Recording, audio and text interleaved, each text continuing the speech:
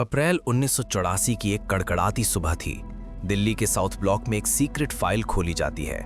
कमरे में मौजूद जनरल और खुफिया अधिकारियों के चेहरों पर गहरी चिंता है। उनके पास एक ऐसी खबर थी जो भारत के नक्शे को हमेशा के लिए बदल सकती थी।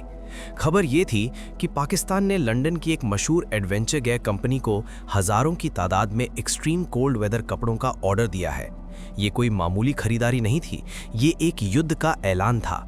पाकिस्तान ऑपरेशन अबाबील की तैयारी कर चुका था और उसका लक्ष्य था सियाचिन ग्लेशियर की उन ऊंचाइयों पर कब्जा करना जहां से वो पूरे लद्दाख और कश्मीर पर अपनी नजर रख सके। अगर पाकिस्तान वहां पहुंच जाता तो भारत के लिए उसे वहां से हटाना नामुमकिन होता। लेकिन पाकिस्तान एक बात भूल गया था। भारतीय सेना की रगों में दौड़ने वाला खून बर्फीले तूफानों से भी ज्यादा गर्म है। और यहीं से शुरुआत होती है ऑपरेशन मेघदूत की, एक ऐसा मिशन जो आज भी दुनिया के हर मिलिट्री स्कूल में पढ़ाया जाता है। तारीख थी 13 अप्रैल 1984। बैसाखी का दिन था। जब पूरा देश त्योहार मना रहा था तब उत्तर भारत के अलग अलग एयरबेसों पर एक गुप्त हलचल शुरू हो गई थी। इस मिशन का नेतृत्व कर रहे थे लेफ्टिनेंट जनरल पीएन हून। लेकिन इस कहानी के असली हीरो वो जवान थे जो मौत के साये में उस ऊंचाई की ओर बढ़ रहे थे जहां ऑक्सीजन आधी और खतरा दोगुना था। सियाचिन कोई समतल जमीन नहीं है। ये 76 किलोमीटर लंबा बर्फ का एक दरिया है जहां तापमान गिरकर -50 से -60 डिग्री तक चला जाता है।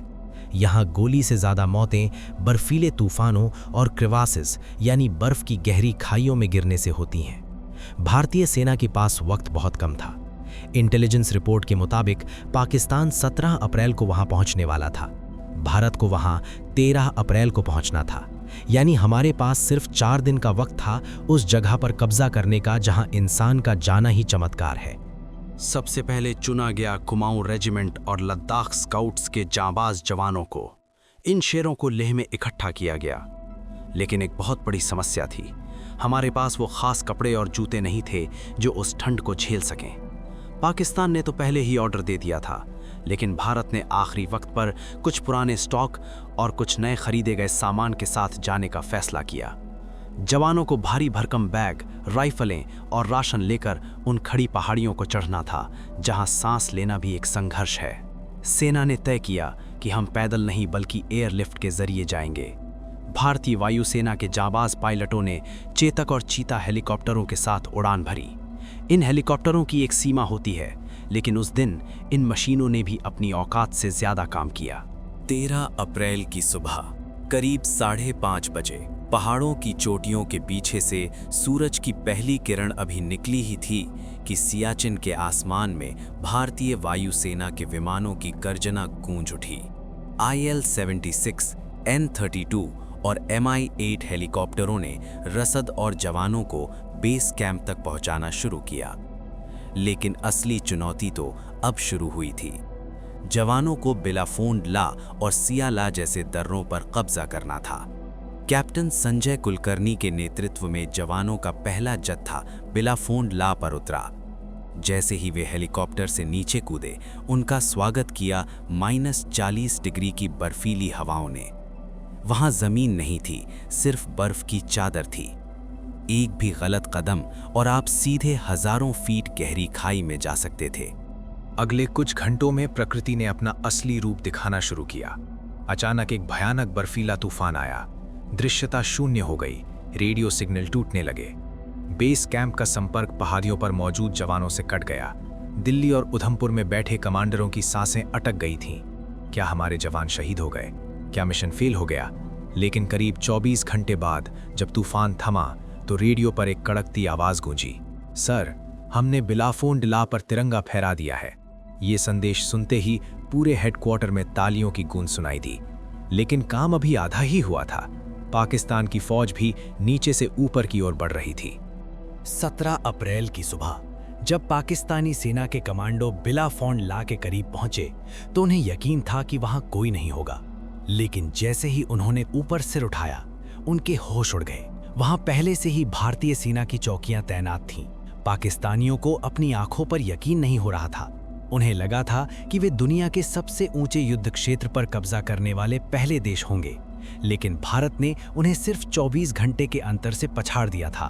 बौखलाहट में पाकिस्तान ने अंधाधुंध गोलीबारी शुरू कर दी। पहाड़ियों की चोटियों से भारतीय जवानों ने करारा जवाब दिया। ऊंचाई का फायदा भारत के पास था। पाकिस्तान की हर कोशिश नाकाम हो रही थी। उनकी सेना ने बार बार हमले किए, लेकिन भारतीय जाबाजों ने उन्हें हर बार बर्फ चाटने पर मजबूर कर दिया। इस मिशन की सबसे रोमांचक बात जानते हैं क्या थी? नरेंद्र बुल कुमार, भारतीय सेना का वो कर्नल जिसने इस पूरे मिशन की नींव रखी थी। बुल कुमार ने साल 1978 में ही एक सीक्रेट रेकी मिशन किया था और अपनी जान पर खेलकर वो नक्शे और सबूत जुटाए थे, जिनसे पता चला कि पाकिस्तान सियाचिन पर कब्जा करने की साजिश रच रहा है।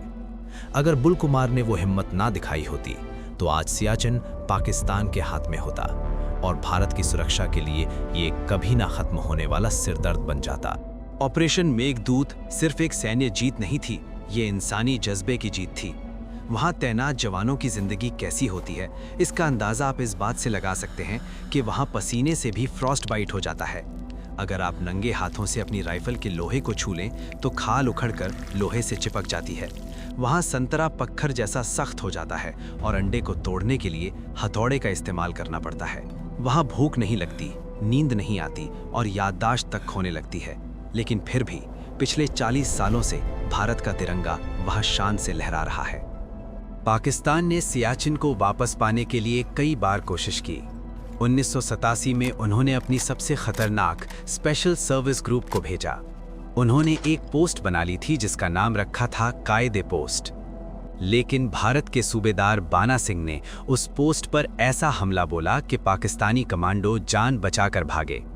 बाना सिंह को इसके लिए परमवीर चक्र मिला और आज उस पोस्ट का नाम बाना टॉप है। ऑपरेशन मेघदूत ने साबित कर दिया कि भारतीय सेना के लिए कोई भी ऊंचाई बहुत ऊंची नहीं है और कोई भी तूफान बहुत बड़ा नहीं है। आज जब हम अपने घरों में चैन की सांस लेते हैं तो याद रखिए कि 20,000 फीट की ऊंचाई पर कोई जवान अपनी पलकों पर बर्फ जमाए खड़ा है ताकि दुश्मन सरहद पार न कर सके। सियाचिन आज भारत के कब्जे में है और सामरिक रूप से हम वहां ऐसी स्थिति में हैं कि हम पाकिस्तान और चीन दोनों पर एक साथ नजर रख सकते हैं। ये भारत के सैन्य इतिहास का सबसे लंबा चलने वाला ऑपरेशन है और शायद दुनिया का सबसे कठिन भी। 13 अप्रैल 1984 की वो सुबह भारत के शौर्य की गवाह है।